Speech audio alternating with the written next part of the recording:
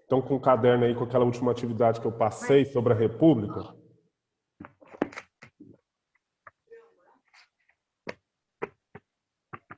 Sim, professor. Beleza. Eu passei para vocês uma atividade sobre a República, né? Eu coloquei um vídeo lá, nem lembro o nome do canal, mas o assunto era sobre a proclamação da República.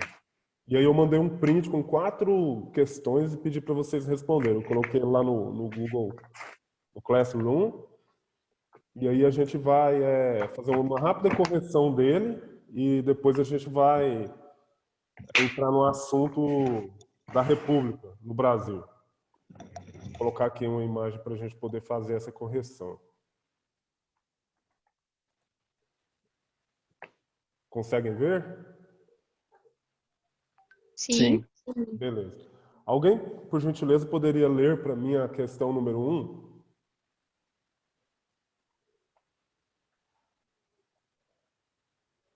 Posso ler? Sim. A proclamação da República aconteceu no dia 15 de novembro de 1889 e foi resultado de uma articulação entre militares e civis insatisfeitos com a monarquia. Quais eram essas insatisfações e reivindicações destes grupos? Ana Luísa, você respondeu? Sim, respondi.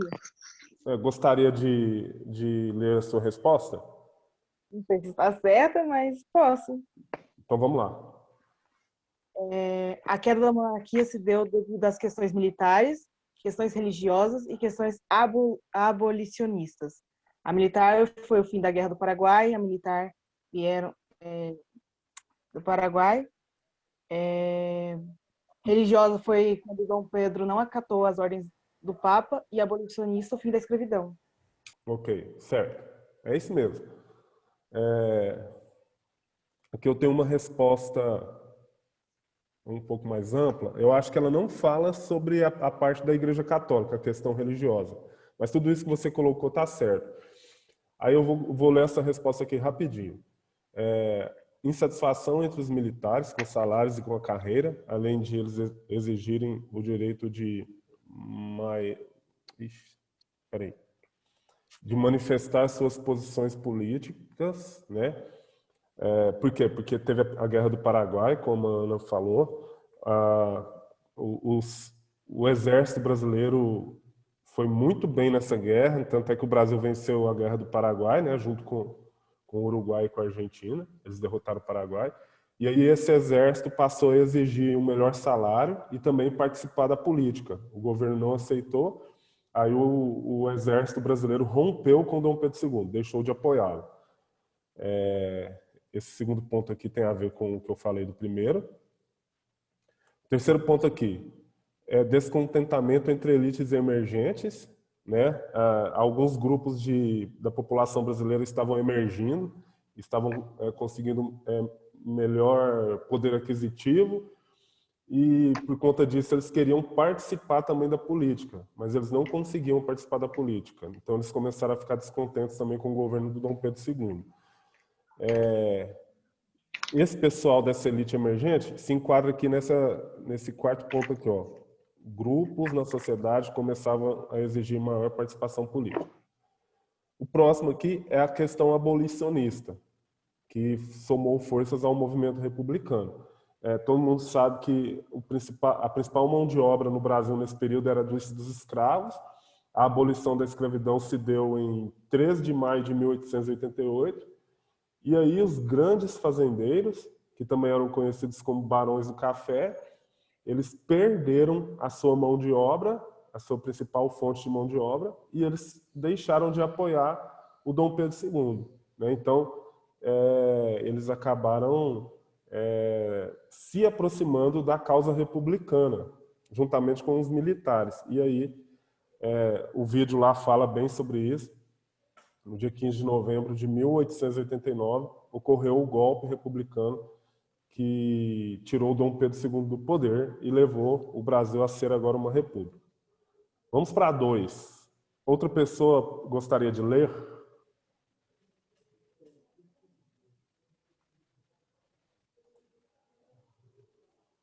Alguém? Posso fazer um sorteio?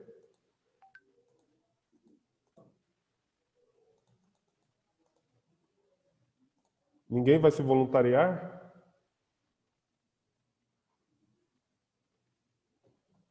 Ana, não quer ler de novo, não?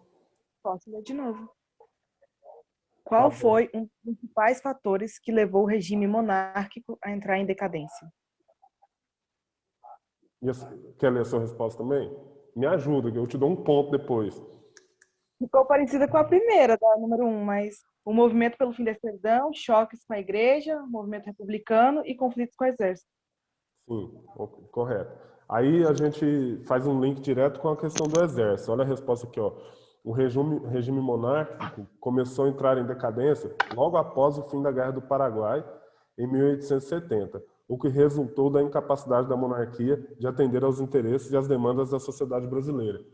Porque, assim, o Brasil ele acabou tendo muitos gastos financeiros com a guerra. E, por conta disso, vários setores da sociedade brasileira ficaram desassistidos, né? Então, esse regime monárquico entra em decadência a partir de 1870 por conta dessa crise financeira também devido à guerra. Aí a 3 era a letra C, o Manifesto Republicano, né? E a 4 é uma resposta pessoal. Qual que é a pergunta? Não estou com ela aqui, alguém lê para mim? Pode ser você de novo, Ana, para a gente agilizar. 4, professor? Eu fiz Não até tinha 4, não, professor. É só até a Professor, a três. imagem só até essa última do manifesto. Ah, não, beleza, então, não tem problema não. Então tá bom. Com relação àquele vídeo, a essa atividade aqui, tem alguma dúvida? Tem alguma pergunta? Alguém quer fazer alguma contribuição? Não, professor, para mim não. O vídeo estava. Não, professor, é um assunto bem tranquilo. Tá, beleza. Adailton, quer concluir o que você estava falando? Não, era só para falar que é mesmo teoria e a gente tem que estudar mesmo, né? Tipo, ver o vídeo, por exemplo, estudar o conteúdo que a gente aprofunda, mas fora isso não tem dúvida não. Não, beleza. Eu falei sobre a questão da contribuição, porque outro dia a Rávila trouxe uma contribuição bem legal sobre a frase do Voltaire. Não foi, Rávila? Oi, professor. Você quer falar? Não, professor, não precisa não.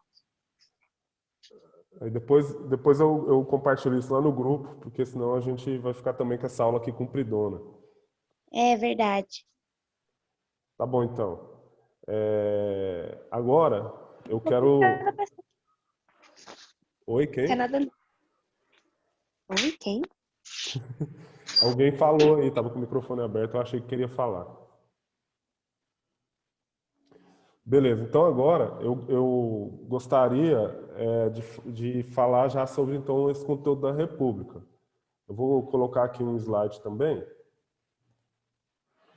Deixa eu abrir ele aqui.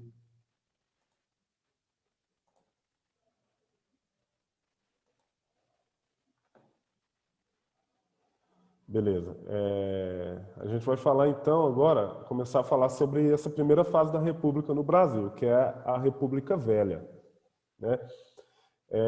Então a gente está saindo de um período de monarquia e vai passar por um período agora de república. Alguém sabe me explicar me dizer qual é a principal diferença entre monarquia e república? Na monarquia é só para reis, a realeza, e a república é para presidentes e governadores do Senado ou não? Certo, isso mesmo. A gente pode acrescentar mais coisas à resposta dele? Professor, pode falar? Pode. É porque eu acho, né, que tem a diferença também da questão do tempo, tipo, do tempo que eles ficam no governo. Né? No caso da república que tem a democracia, tem que ser eleito, né, tipo, de tempo em tempo. Não dá para ficar sempre na mesma família, por exemplo, de governante, esse tipo de coisa. Eu acho que é mais ou menos isso. Uhum.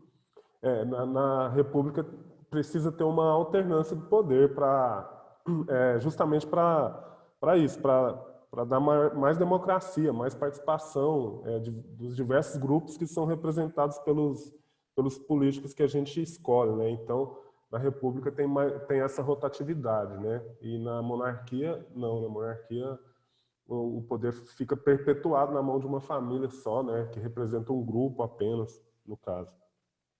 Mas tem mais alguma coisa que a gente pode acrescentar, vocês acham?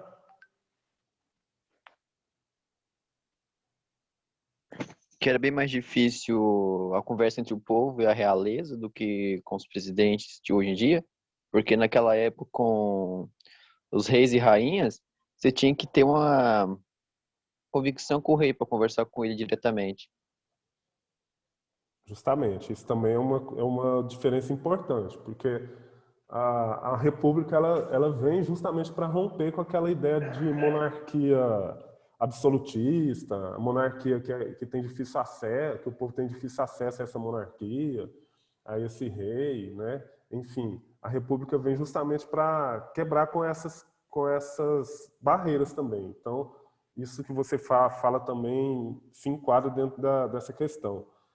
E eu acho que a gente também pode dizer sobre o significado das palavras também, né? Porque a palavra monarquia vem de mono, que significa um monarca, um cara que está no poder apenas. E a república, ela já é diferente porque a palavra república significa coisa do povo. Então, nesse sentido, a república ela vem para defender os interesses do povo mesmo, né? Vamos aqui com o significado de república do dicionário. Tipo de governo em que o Estado prioriza o interesse do povo. O país que possui esse tipo de governo, no caso a República Brasileira, né, que o governo brasileiro funciona nesse modelo republicano. Maneira de governar caracterizada pela supremacia do povo, cujos representantes constituem o Estado. Então agora a gente vem com uma diferença bem grande do período anterior. Na monarquia, o rei chega no poder através da sucessão do trono, através da herança, né? O filho mais velho assume o trono, né? Ele é o herdeiro do trono, ele não é eleito, ele não é escolhido pelo povo. Ele acaba assumindo o trono quando o pai ou morre ou então renuncia, ou então abdica, como a gente viu na monarquia brasileira. O Dom Pedro I renunciou ao trono em favor do seu filho, assim como o Dom João VI tinha renunciado em favor do Dom Pedro I. Desculpa. E na República é diferente. Na República, nós, o povo, escolhemos os nossos representantes, certo? E por conta disso, a República ela deve ser um regime de governo que representa o povo. Mas aí, se a gente parar para analisar a República Brasileira, ela tem falhado nisso, né? Tem falhado bastante nessa questão. Alguém quer comentar sobre isso? Sobre como se a República Brasileira ela realmente defende os interesses do povo? Eu acho que hoje em dia a República Brasileira está pensando mais em si própria que no povo. Certo. Outra pessoa?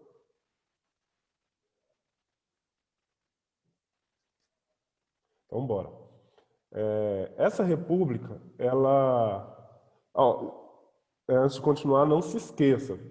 Fixa bem esse conceito de república na sua mente aí. A república é aquele regime de governo que defende os interesses do povo.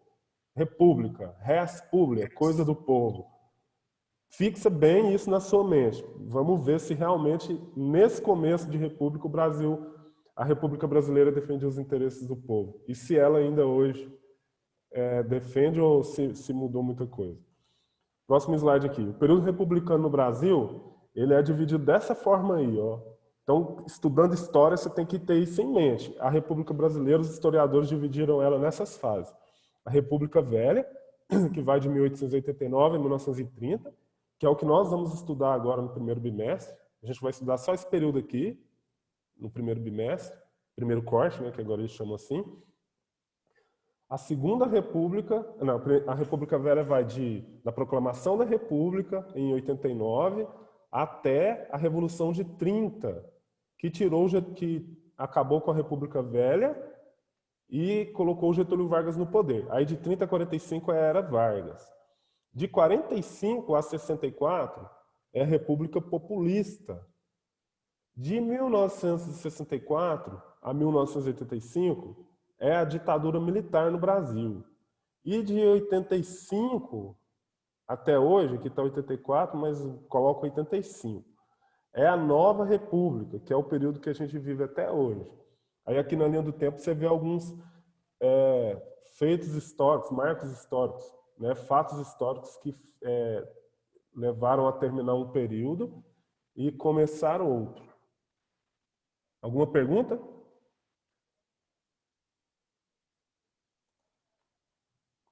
Não, né? Vamos lá, vamos agora, eu quero mostrar para vocês bem rapidinho os presidentes desse período, do período republicano. Vocês estão vendo meu zap aí. Não era para ter... Não era para ter saído nessa tela aqui não, galera. Esse aqui. Estão vendo aí? Sim, professor. Vamos lá, então. Primeiro presidente, Deodoro da Fonseca. Esse cara aí, o barbudão. Segundo presidente, Floriano Peixoto. Floriano Peixoto, esses dois presidentes são do período que é conhecido como República da Espada. Deodoro da Fonseca e Floriano Peixoto. Terceiro presidente, Prudente de Moraes. Primeiro presidente civil do Brasil. Quarto, Campos Salles. O quinto, Rodrigues Alves, que morreu na pandemia de gripe espanhola, quando ele foi eleito a segunda vez. Sexto, Afonso Pena. Sétimo, Nilo Peçanha. Oitavo, Hermes da Fonseca, outro presidente militar. Nono, Venceslau Braz. Décimo, tá aqui, ó, Rodrigues Alves. Ele morreu, ele foi eleito, mas ele acabou morrendo de gripe espanhola e não assumiu. Décimo, então, no lugar dele, Delfim Moreira. 11º, Epitácio Pessoa. 12º, Arthur Bernardes. 13º, não foi a maquininha da SAMAP, foi o Washington Luiz, o último presidente da República Velha. Ele era paulista. Depois, era para entrar o Júlio Prestes, só que deram um golpe. Olha, outro golpe no Brasil. E assumiu o Getúlio Vargas. O golpe ficou conhecido como Revolução de 30. Getúlio Vargas. Depois o Getúlio Vargas, depois da Segunda Guerra Mundial, saiu do poder e o José Linhares governou até que tivesse eleição. Aí entrou o Eurico Gaspar Dutra, outro militar. Depois o Getúlio Vargas voltou eleito e se suicidou em 54 com um tiro no peito. Aí terminou o mandato Café Filho, o Carlos Luz, e aí teve eleição, e o Nereu Ramos ainda. Aí teve eleição e o Juscelino Kubitschek foi eleito. O Juscelino Kubitschek construiu Brasília. Aliás, os operários construíram Brasília. Depois o Jânio Quadros, que renunciou. Aí assumiu no lugar dele o Ranieri Mazzilli. Depois o João Goulart. E aí a gente tem o período militar, que foram presidentes militares. O Castelo Branco, o Costa e Silva, o Emílio Médici, o Ernesto Geisel, o João Figueiredo. Aí termina o período militar, vem o Tancredo Neves, só que ele estava doente, ele morreu, e assumiu o José Sarney. E aí a gente entra na última fase, que é a Nova República. José Sarney, depois o Fernando Collor, que sofreu o processo de impeachment. Olha o primeiro impeachment, né? Depois o Itamar Franco, que foi no governo dele que foi criado o Real. Depois o Fernando Henrique Cardoso, por 2 mandatos seguidos. Depois o Lula, por 2 mandatos seguidos. Depois a Dilma, por 2 mandatos seguidos, mas ela sofreu um impeachment no segundo mandato. Entrou o Michel Temer. E, por fim, o presidente que todos aqui amam, que é esse cara aí, ó. Com certeza. Todo mundo ama, né? O Jair Bolsonaro. Tô certo? Não, não tá certo. Ai, ai. Beleza. Então, esse é o presidente atual. Certo? Vamos voltar para o slide para a gente concluir a aula. Então, esse é o período republicano, que vai de 1889 até hoje. A primeira fase do período republicano é conhecida como República da Espada, que vai de 1889 a 1894. Ela é conhecida como República da Espada porque os dois presidentes eram militares e o símbolo do exército era a espada, né? Então é o Deodoro da Fonseca e o Floriano Peixoto. A gente não vai falar sobre isso aqui, depois a gente vai trabalhar. A primeira Constituição do Brasil é essa que eu quero falar. Os 4 principais pontos dessa Constituição. Primeiro, o Brasil passa a ser uma república federativa, presidencialista e representativa. Ou seja, nós teremos presidente, é a união da federação, dos vários estados da federação, e é representativa. Nós exercemos o nosso poder, que a Constituição brasileira atual fala que todo poder emana do povo. Então, eu e você exercemos o nosso poder através de pessoas que a gente elege para nos representar. Por isso que é uma república representativa. O Estado brasileiro fica dividido em 3 poderes: executivo, legislativo e judiciário. O poder moderador foi banido. Só que quem votava no Brasil eram apenas os maiores de 21 anos e que tinham que ser alfabetizados. Mulher não votava, religiosos não votavam, o mendigo não votava, o analfabeto não votava e o soldado não votava. E nessa época só 15% da população brasileira era alfabetizada. Desses 15, apenas 7% eram homens. E aí você tem que colocar esses homens que eram maiores de 21 anos. Então, praticamente ninguém votava. E a república é a coisa do povo. O povo tem que participar. Mas a maioria da população ficava de fora. Certo? Aí, para a primeira eleição... Opa, passei aqui. Para a primeira eleição, o presidente deveria ser eleito de forma indireta. Essa primeira eleição de 1889. E aí o Congresso elegeu o Deodoro da Fonseca como o primeiro presidente do Brasil. Segunda fase aí da República Velha, essa primeira fase chama República da Espada. Segunda fase, a República do Café com Leite, que você viu no 9º ano. A maioria aqui vai apenas recordar. O que era a República do Café com Leite? As grandes oligarquias paulista e mineira, oligarquia, né, o grupo dos grandes fazendeiros, fizeram um acordo e decidiram que iria se revezar no cargo de presidente da República. Ora um paulista, ora um mineiro. Por isso que eles estão aqui na gangorra. O paulista está no poder agora. Na hora que a gangorra baixar, o mineiro assume o poder. Tá aqui, a gente já viu os presidentes, só para mostrar de novo. Esses são os presidentes do período da República do Café com Leite, tirando os 2 primeiros aqui, que é o Deodoro e o Floriano Peixoto. O resto aqui tudo é da política do café com leite. Nesse período, destaca-se com muita força o voto de cabresto, né? E aqui entra com muita força a figura do coronel, que a gente vê aqui. Aí a gente tem que lembrar lá no período do Império, das últimas aulas que eu fiz com vocês, do coronel que liderava a Guarda Nacional que foi criada lá no período regencial para sufocar as rebeliões que tinha no Brasil. Esse coronel, ele vai adquirindo um poder muito grande e chega na época da República, ele manda nos eleitores, certo? E esse coronel faz um elo de ligação entre os políticos e os eleitores. Então você tem o político aqui, aí você tem o coronel no meio, que obriga os eleitores a votar nos políticos que o coronel indica. Aqui tem um organograma que explica isso. Durante o período da Primeira República, quem manda no Brasil são os grandes fazendeiros, os grandes produtores de café e de leite, mas principalmente os do café. Então aqui você tem um organograma, e eu vou explicar ele de cima para baixo. Você tem o presidente, aí você tem as oligarquias, os barões do café, né? Você tem o prefeito e lá embaixo você tem o coronel. Como que funciona? O coronel, ele obriga o eleitor a votar nos prefeitos e nos governadores e nos presidentes. E aí ocorre um sistema de favores entre eles. Por exemplo, o coronel, ele dá uma cesta básica para o eleitor. e dá emprego para o eleitor. E aí, chega na época da eleição, o coronel fala: ô eleitor, vamos chamar esse eleitor aqui que está com essa enxada aqui embaixo de Adailton. Ô Adailton, você lembra que aquela vez que você veio e me pediu trabalho e eu te dei o trabalho? Aí o Adailton fala: sim, senhor, eu lembro, coronel.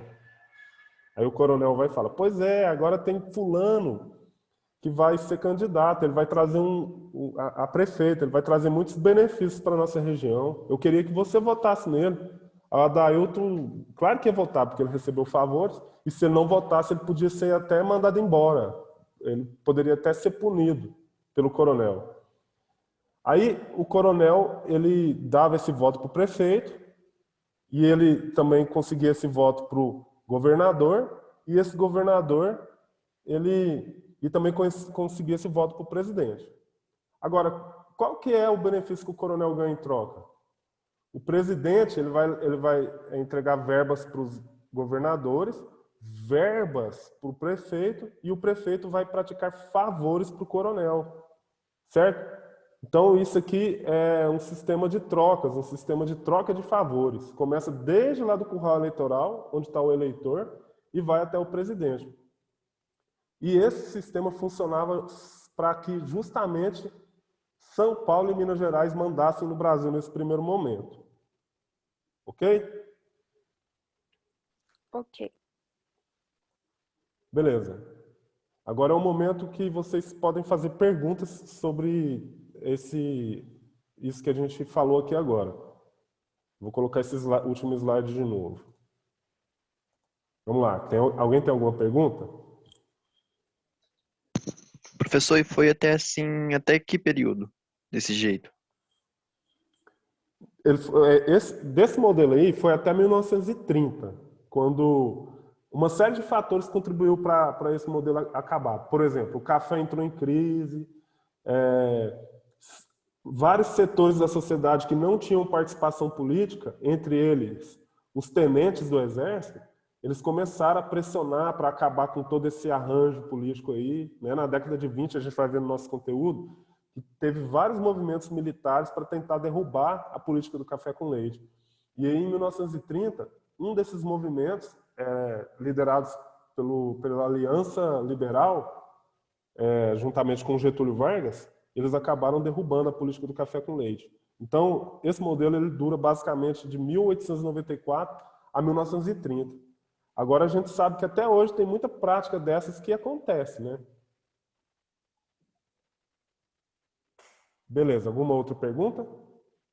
O professor, me recorda o que é voto de cabresto, que eu tô meio perdida ainda. Tá bom, beleza. Muito boa pergunta. Bom, o que é o voto de cabresto? Vamos voltar aqui nesse outro slide. Bom, o voto de cabresto é o seguinte. O coronel, ele, através dos favores que ele pratica em relação ao eleitor, o eleitor acaba ficando preso ao coronel, né, por causa desse favor. Igual o exemplo que eu dei na explicação anterior. O Adailton pediu serviço para o coronel deu serviço para o Adailton. Agora o Adailton tem uma ligação com o coronel. Né? O que está prendendo o Adailton ao coronel? O favor. Quando chega a eleição, o coronel ele pede para o Adailton votar no candidato que ele indica. Aí o Adailton vota, porque ele recebeu um grande favor do coronel. Né? Se o Adailton não votar, o Adailton corre o risco de ser castigado por conta disso. Ele pode perder o emprego. O coronel, na época da eleição, usava capangas, como a gente pode ver nessa imagem aí. Ó. O capanga junto com o coronel apontando para o eleitor em quem que ele deve votar. No caso, era no próprio coronel aí, né? Mas não precisava ser necessariamente coronel, podia ser um candidato que o coronel estava representando. Aí o eleitor se viu obrigado a votar. Por isso que é voto de cabresto, porque o coronel guia o eleitor ao candidato que ele quer que o eleitor vote. E aí, nesse sentido, não tinha democracia, porque esse eleitor acaba votando em quem o coronel indica e pronto. Então, não é a vontade popular, é a vontade dos poderosos, né? Esse período também é conhecido como mandonismo político. Eu mando, você obedece. que me dá status de poder? Dinheiro. Aí eu adquiro poder. Certo? Certo. Mais alguma? Professor, só uma dúvida, mais ou menos, assim, uma observação em relação às eleições. Era muito pouco o número de votantes, né? Até porque não era obrigatório, não é? E na verdade, o número de votantes, como a gente viu, era muito pouco por conta daquelas regras eleitorais, né? Da questão do analfabetismo, né? Da exclusão, vamos voltar lá, aqui. Da exclusão desses grupos aqui, né? Como as mulheres, religiosos, né? Os analfabetos e os militares. Então acabava que votava muito poucas pessoas, né? Justamente eles ficavam excluídos justamente por conta dessa questão do analfabetismo, né? Então o número de votantes era bem baixo mesmo. E aqui nessa primeira Constituição foi abolido aquele negócio de voto censitário, que você tinha que ter renda comprovada para poder votar.